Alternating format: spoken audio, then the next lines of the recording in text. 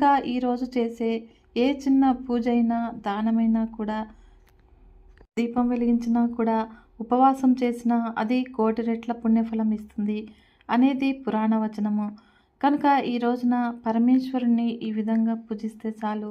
పరమేశ్వరునికి ఎంతో ప్రీతికరమైనటువంటి ఈ రోజున ఉదయము సూర్యోదయానికి ముందే నిద్రలేచి శుచిగా స్నానం ఆచరించి ఎవరైతే నదీ స్నానం అందుబాటులో ఉంటే నదిలో లేదా కొన్ని చుక్కలు గంగాజలంను నీటిలో వేసుకుని ఆ నీటితో స్నానం ఆచరించి ఇల్లంతా కూడా పరిశుభ్రంగా పరుచుకొని ఇంటి ముందు అందమైన ముగ్గులు పెట్టి గడపలకు పసుపు కుంకుమ బొట్లు పెట్టి గడపలను పూజించి గుమ్మానికి అటు ఇటు పువ్వులతో అలంకరించి తర్వాత పూజ గదిని కూడా శుభ్రం చేసుకుని పసుపు కుంకుమ అక్షతలు గంధము సిద్ధం చేసుకోవాలి.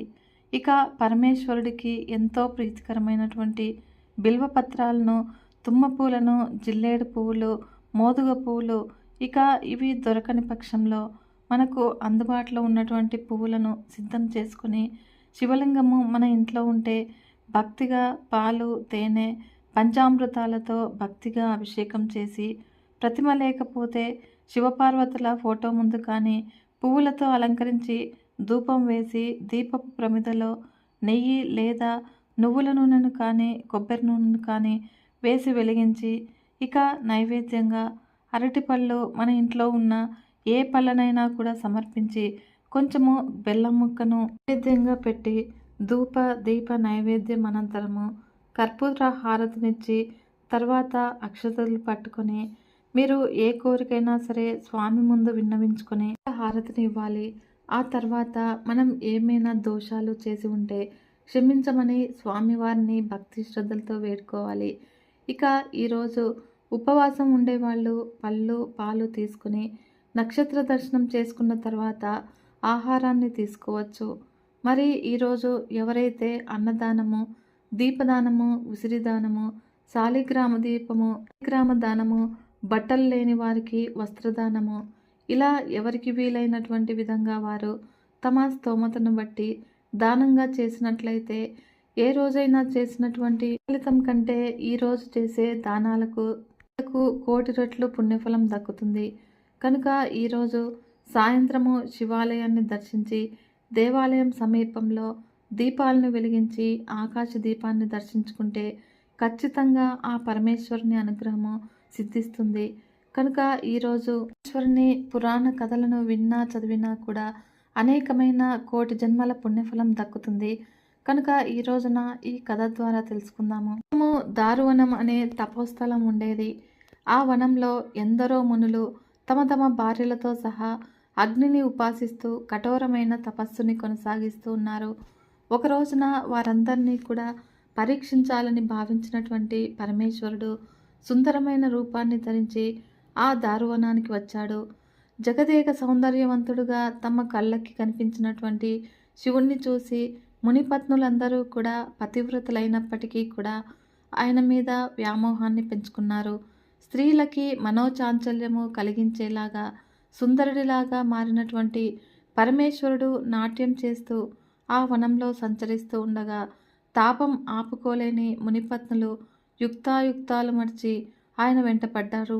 శరీరం మీద ఉన్న వస్త్రాభరణాల స్థితిగతుల్ని కూడా మర్చిపోయి మదన పరవశంతో కొందరు సంగీతాలని ఆలపిస్తూ ఉండగా మరికొందరు ఆయన్ని ఆకర్షించాలని అందంగా నాట్యాలు చేస్తూ ఉన్నారు. మరికొందరు ఆయన దారికి అడ్డంగా నిలబడి కౌగిలించుకోవాలి అని ప్రయత్నిస్తూ ఉన్నారు. ఇలా మన్మథ వికారము మితిమీరిపోగా ఆ సుందర పురుషుణ్ణి ఆపి, నీవు ఎవరు, ఎక్కడి నుంచి వచ్చావు? ఓ సుందరంగా, దయచేసి మమ్మల్ని అనుగ్రహించు, మా శరీరాలకి ఆనందాన్ని చేకూర్చు, మదన తాపాన్ని మేము ఏమాత్రం కూడా తట్టుకోలేకపోతున్నాము అని సిగ్గు విడిచి అడిగారు. ఈ విధంగా మునిపత్నులు తనని ఎంతగా రెచ్చగొట్టినా కూడా ఆ సుందర పురుషుడు ఏమాత్రం కూడా చలించలేదు. అలాగే ఏమీ మాట్లాడకుండా నిశ్చలంగా నుంచున్నాడు. ఆ దృశ్యాన్ని చూసినటువంటి మునులంతా కూడా ఆగ్రహం చెంది తమ భార్యలకి మదన వికారం కలిగించినటువంటి ఈ సుందర పురుషుణ్ణి ఎన్నో మాటలతో దూషించారు. మరెన్నో రకాలుగా శాపాలు కూడా ఇచ్చారు. అయితే అవేవి కూడా ఆయన్ని ఏమీ చేయలేకపోయాయి. ఋషుల శాపాల్ని పూర్వము పరమేశ్వరుడి మీద తప్ప సకల దేవతల మీద కూడా ప్రభావాన్ని చూపించాయి. ఇలా దధీచి శాపం వల్ల దక్షుడు చేసే యాగము ధ్వంసమైంది. భృగు మహర్షి శాపం వల్ల శ్రీహరి 10 అవతారాలు ఎత్తవలసి వచ్చింది. మరియు గౌతముడి ఆగ్రహంతో దేవేంద్రుడి వృషణాలు జారిపడిపోయాయి.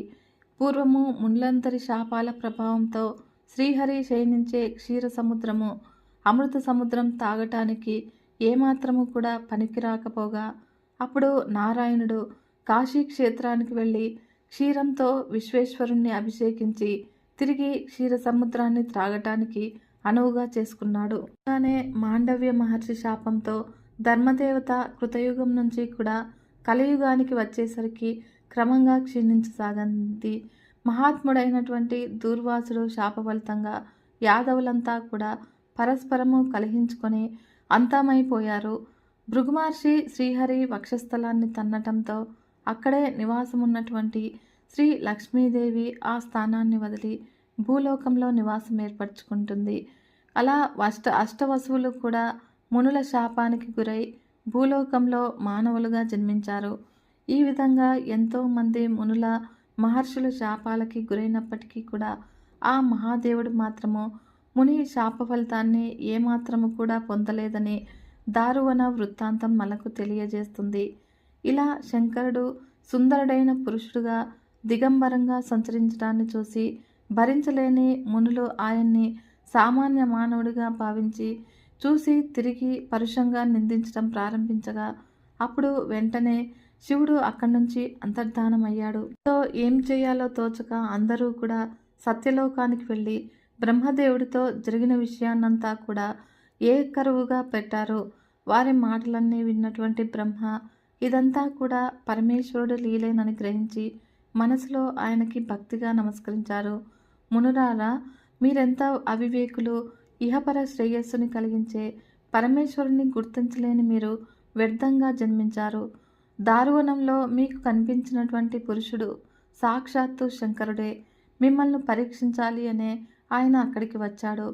గృహస్థుడైనటువంటి తమ ఇంటికి వచ్చిన అతిథి ఎలాంటి వాడైనా కూడా ఏ రూపంలో ఉన్నా అతన్ని గౌరవించాలి. అది అతిథి సేవా ధర్మము. కనుక ఆ ధర్మాన్ని మీరు విస్మరించారు.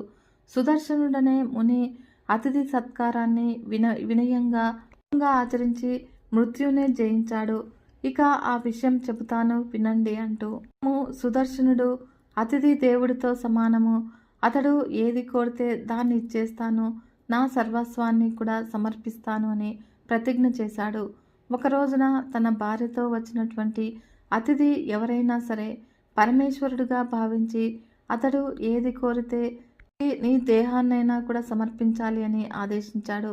అది విన్నటువంటి ఆ పతివ్రత, నాథా, మీరు చెప్పింది ధర్మబద్ధం కాదని నాకు అనిపిస్తుంది, మరోసారి ఆలోచించండి అని విన్నవించింది. అయితే అందుకు కోపం వచ్చిన సుదర్శనుడు భార్యతో, దేవి, నేను చెప్పిందే శాసనము. అతిథి పరమేశ్వరుడే. అతడు ఏది అడిగితే అది నీవు ఇవ్వాల్సిందే అని గద్దించి చెప్పాడు. కొన్నాళ్ళు గడిచాక ఒక రోజున ధర్మదేవత బ్రాహ్మణుడి రూపంలో వారింటికి అతిథిగా వచ్చాడు. ఆ సమయంలో సుదర్శనముని గృహంలో లేడు. అతడి భార్య ఆయనకు స్వాగత సత్కారాలు చేసింది. అలా ఆమె సేవలకి సంతోషించినటువంటి విప్రుడు, దేవి, నీ భర్త ఇంట్లో లేనట్లు ఉన్నాడు, నీతో సంయోగం చెందాలని నా మనసు కోరుకుంటుంది అని అన్నాడు. అయితే భర్త ఆజ్ఞని గుర్తు తెచ్చుకున్నటువంటి ఆ పతివ్రత, స్వామి, మీ ఇష్టము, ఈ శరీరాన్ని మీకు సమర్పిస్తున్నాను అని ముందుకు వచ్చింది. అయితే అంతలో సుదర్శనుడు ఇంట్లోకి వచ్చాడు. లోపల అతిథిగా బ్రాహ్మణుడు కనిపించాడు. ఆయనకి భక్తితో నమస్కరించగా ఆ విప్రుడు, సుదర్శన, నాకు నీ భార్యతో రమించాలి అని ఉంది, ఏమంటావు అని అన్నాడు.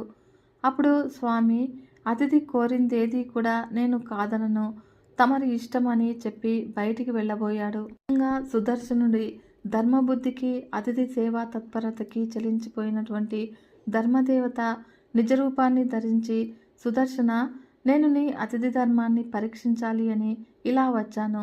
అతిథి మర్యాద వ్రతాన్ని త్రికరణ శుద్ధిగా ఆచరించిన నీవు మృత్యువుని సైతము జయించగలవు. కనుక నీ గృహస్థ ధర్మము అమోఘము అని అతన్ని అతని భార్యని ఆశీర్వదించి ధర్మదేవత వెళ్ళిపోయాడు. దారువనంలోని మునులారా, అతిథి ధర్మము అంత గొప్పది. అలాంటి గొప్ప ధర్మాన్ని విస్మరించి అతిథిని అవమానించినందువల్లే మీ తపశ్శక్తి మొత్తము కూడా నశించింది. కనుక మీరు వెళ్ళి ఆ శంకరుణ్ణే శరణు వేడుకోండి అని ప్రబోధించాడు. ఆ విధంగా బ్రహ్మ మాటలు విన్నటువంటి మునులంతా కూడా పశ్చాత్తాపడి, ప్రభో నీకు నమస్కారము. ఓ ప్రజాపతి, మా భార్యలందరూ కూడా కామవికారం చెందటంతో ఆవేశంగా మేము శంకరుణ్ణి పరుషంగా దూషించాము, ఎన్నో శాపాలు పెట్టాము. అయినా కూడా అవేవి శంకరుడి ముందు ఏమాత్రము కూడా ప్రభావాన్ని చూపలేదు. ఇక మాకు జీవితాల మీద ఆశపోయింది. కర్మఫలాన్ని త్యాగం చేసి ఆ మహేశ్వరుణ్ణి దర్శించే మార్గాన్ని తెలియజేయి అని ప్రార్థించారు. విధంగా మునుల ప్రార్థన విన్నటువంటి ప్రజాపతి వారితో, మునులారా, నేను చెప్పేది శ్రద్ధగా వినండి. బ్రాహ్మణుడు ఉపనయనం అయ్యింది మొదలు వేదాల్ని, వేదాంగాల్ని, వేదార్థాన్ని ఆచార్యుడి దగ్గర సంపూర్ణంగా అభ్యసించి స్నాతకుడై తర్వాత వివాహం చేసుకుని భార్య ద్వారా సంతానాన్ని కని వారందరికీ కూడా తన ఆస్తిని సమానంగా పంచేసి అగ్నిష్టోమాది యాగాలతో ఈశ్వరుడైనటువంటి పరమేశ్వరుణ్ణి 10-12 సంవత్సరాలు ఆరాధించాలి. శక్తి లేనివాడు కనీసము 1 సంవత్సరం కానీ, లేక 6 మాసాలు కానీ, 12 రోజులు కానీ పాలు మాత్రమే ఆహారంగా స్వీకరించి దేవతలందరినీ కూడా పూజించాలి. ఆ తర్వాత తన కోసం ఉంచుకున్న ధనాన్ని మొత్తము విప్రులకిచ్చేసి వైరాగ్య భావంతో గురువు దగ్గర సన్యాస దీక్షను స్వీకరించాలి. సన్యాస విధి ఏంటి అంటే, సన్యాస దీక్ష స్వీకరించేవాడు శిఖతో సహా వెంట్రుకల్ని తీయించుకుని బోడిగుండుతో ఉండాలి. జంధ్యాన్ని విడిచిపెట్టి భూస్వాహ అనే పంచసూక్తాలతో హోమం చేసి యతిగా మారి పుణ్యక్షేత్రాల్లో సంచరించాలి. ఇలా జీవించే యతి మరణము సమీపించకపోతే మహాప్రస్థానాన్ని ఆశ్రయించాలి. అనగా ఉపవాస దీక్షతో ఉత్తర దిశగా ప్రయాణించాలి. అలా ప్రయాణిస్తూ ఉంటే కొన్నాళ్ళకి అనాయాసంగా మరణం సంభవిస్తుంది. తద్వారా శివ సాయుధ్యం కూడా కలుగుతుంది. కనుక శివభక్తులు మాత్రము ఉపవాస దీక్ష, మహాప్రస్థానం లాంటివి ఆచరించకపోయినా కూడా ఈ శరీరం విడిచిపెట్టగానే మోక్షాన్ని పొందుతారు. నిజమైన శివభక్తులకి సన్యాసము, వ్రతాలు, యజ్ఞాలు, దానాలు, వేదశాస్త్రాలు, పఠనాలు ఇవేవి కూడా అవసరం లేదు. పూర్వము శ్వేతనుడు అనే ముని పరమేశ్వరుని ఆరాధించి మృత్యునే జయించాడు అని బ్రహ్మదేవుడు మునులకు ప్రబోధించాడు. వారంతా కూడా ఎంతో ఆసక్తిగా, పితామహ, శ్వేతుడు ఎవరు? అతడి వృత్తాంతం ఏమిటి? దయచేసి చెప్పు అని ప్రార్థించగా బ్రహ్మ వారికిలా శ్వేతుడి వృత్తాంతాన్ని చెప్పడం ప్రారంభించాడు. శ్వేతుడనే మహాముని ఉండేవాడు. ఆయన అల్పాయుష్కుడు. ఆ విషయం తెలుసుకున్నటువంటి శ్వేతముని తనకి చిరంజీవితత్వము కలగాలి అని భావించి గుహల్లో నివసిస్తూ అక్కడే ఒక శివలింగాన్ని ప్రతిష్ఠించుకున్నాడు. రుద్రాధ్యాయంతో నిత్యము కూడా ఆ శివలింగానికి పూజలు, అభిషేకాలు చేస్తూ పరమేశ్వరుని భక్తి శ్రద్ధలతో ఆరాధించసాగాడు. ఈ విధంగా కొన్నాళ్ళు గడిచాక శ్వేతుడికి ఆయుష్ తీరిపోగా యమధర్మరాజు అక్కడికి వచ్చాడు. అప్పుడు యముణ్ణి చూసి కూడా ఏమాత్రం భయపడకుండా శ్వేత మహాముని త్రయంబక మంత్రాన్ని నిష్టగా జపిస్తూ మృత్యువు నన్నేం చెయ్యలేదు అని ధైర్యంగా ఉన్నాడు. శ్వేతముని దగ్గరకు వచ్చినటువంటి యముడు గంభీరంగా, శ్వేతముని, నీ ఆయుర్దాయం ముగిసింది, ఇక లేచిరా. నాకిప్పుడు శివారాధనతో పనేమిటి? త్రిమూర్తులు కూడా నేను తీసుకువెళ్లాలనుకున్న వాణ్ణి రక్షించలేరు. లేచిరా అని గట్టిగా పిలిచాడు. యముడి మాటలు వినగానే శ్వేతమునికి మనసులో భయం కలిగింది. దుఃఖంతో, శంకర, శరణాగత వత్సల, దీనబంధు, నన్ను రక్షించు అని ప్రార్థించి కొంత ధైర్యం తెచ్చుకున్నాడు.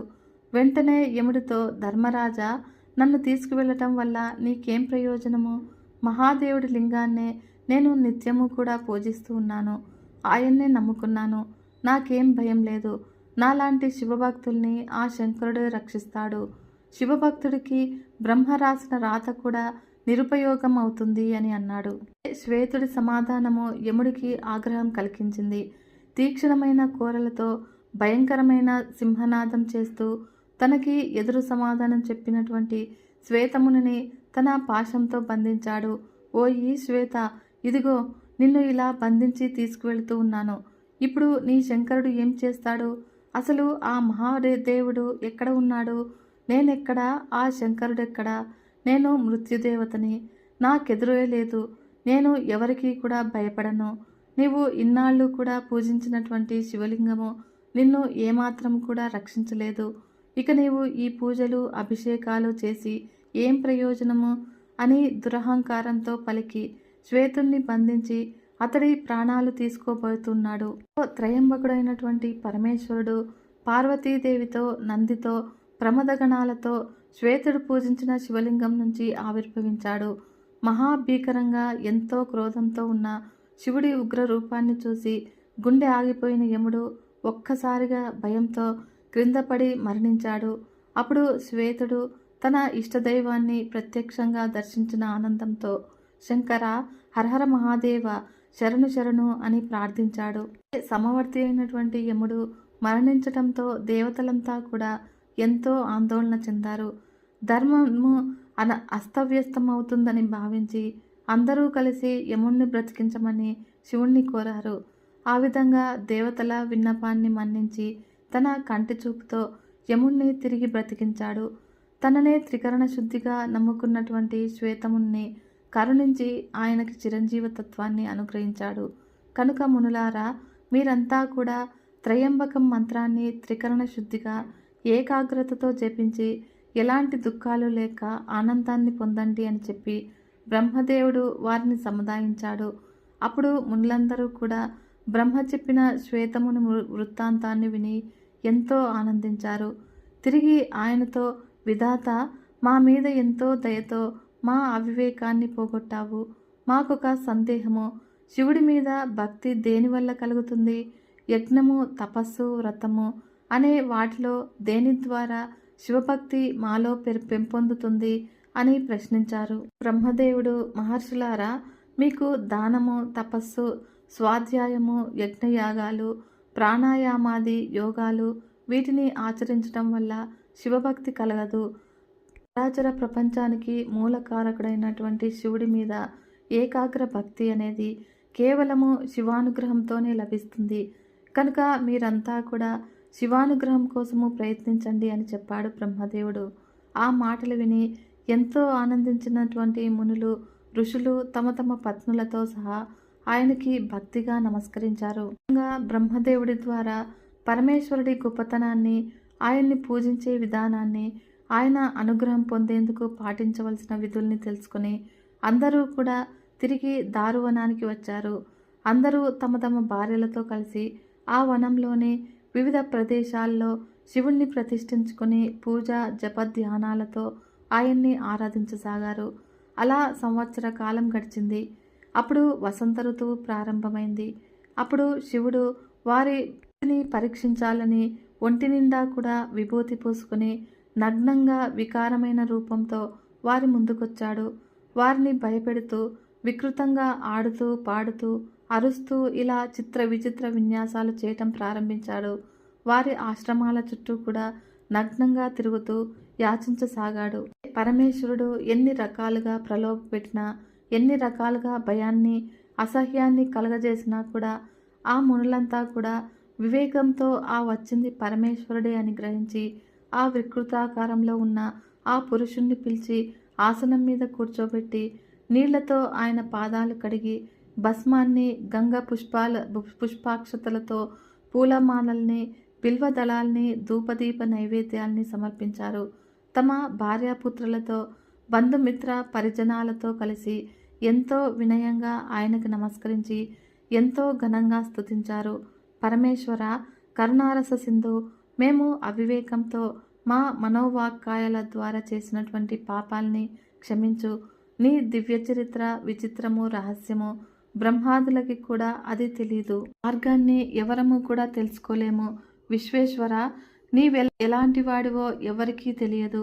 మహాత్ములు నిన్ను నిత్యము కూడా పొగుడుతూ ఉంటారు. వీడు భవుడు, భావవుడు, అనంత బల వీర్యము కలిగిన వాడు, భూతపతి, సంహారకుడు, పిశంగుడు, విజయుడు, జగత్తుకి ఆధారమైనవాడు, త్రిగుణాత్మకుడు, సత్వ రజో తమో గుణాలతో నిండిన త్రయంబకుడు, త్రినేత్రుడు, త్రిశూలాన్ని ధరించినవాడు, కందర్పుడు, పతి, కాలుడు, దండహస్తుడు, వేదమంత్రాలు స్తుతించే ప్రధాన దైవం అనే విశేషణాలు నీకే సరిపోతాయి ప్రభో. భూత భవిష్యత్ వర్తమాన కాలాల్లో ప్రవర్తించే ఈ సకల సృష్టి కూడా నీ దివ్య శరీరం నుంచే ఆవిర్భవిస్తుంది కనుక మానవులందరూ కూడా తెలిసి తెలియక చేసే పనులన్నింటినీ కూడా నీవే చేయిస్తూ ఉన్నావు. ఈ విధంగా మునులందరూ కూడా స్తుతించగా పరమేశ్వరుడికి ఎంతో ఆనందం కలిగింది. వారందరూ కూడా తాము చేసిన పనికి పశ్చాత్తాపం చెందారని గ్రహించాడు.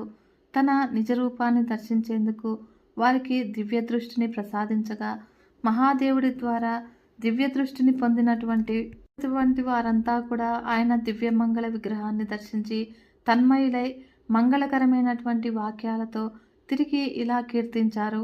ఈశ్వర, అమరుల్లో నీవు బ్రహ్మవి, రుద్రుల్లో నీలలోహితుడివి, ప్రాణులందరిలో కూడా జీవాత్మవి. సాంఖ్యయోగులందరూ కూడా నిన్ను పురుషుడు అంటారు. పర్వతాలలో నీవు మేరువి, నక్షత్రాల్లో చంద్రుడివి, ఋషుల్లో వశిష్ఠుడివి, దేవతల్లో దేవేంద్రుడివి, సమస్త వేద వాంగ్మయంలో ఓంకారానివి కూడా, వేద సూక్తాల్లో శ్రేష్టమైన సామ సూక్తానివి, అరణ్యంలో సంచరించే మృగాలలో సింహానివి, గ్రామాలలో సంచరించే పశువుల్లో వృషభానివి, లోకులందరూ కూడా పూజించే దేవుళ్లలో అగ్రగణ్యుడివి. ప్రభు, మేమంతా కూడా మీ దాసులము. మేమంతా తరించడానికి ఏం చెయ్యాలో ఆజ్ఞాపించు. నీ ఆద్యంతాలు కూడా మేము తెలుసుకోలేము. మమ్మల్ని అనుగ్రహించు అని శివుడి పాదాల మీద పడ్డారు మునులంతా కూడా. ఇంకా వారి ప్రార్థనలందరి ఉన్న పరమేశ్వరుడు సంతోషించి పరమ పవిత్రమైనటువంటి పాశుపత వ్రతాన్ని అలాగే భస్మ స్నాన విధిని కూడా వారికి వివరించాడు. కదా ఫ్రెండ్స్, ఎవరైతే ఈ కథను వింటారో పరమేశ్వర అనుగ్రహము వాళ్ళందరికీ ఉంటుంది. వీడియో కనుక మీకు నచ్చినట్లయితే ఒక చిన్న లైక్ చేసి మన ఛానల్ని ఇంతవరకు సబ్స్క్రైబ్ చేసుకోకుంటే సబ్స్క్రైబ్ చేసుకుని సపోర్ట్ ఇవ్వండి ఫ్రెండ్స్. మరొక మంచి వీడియోతో మీ ముందుకు వస్తాను. అంతవరకు సెలవు. నమస్కారం.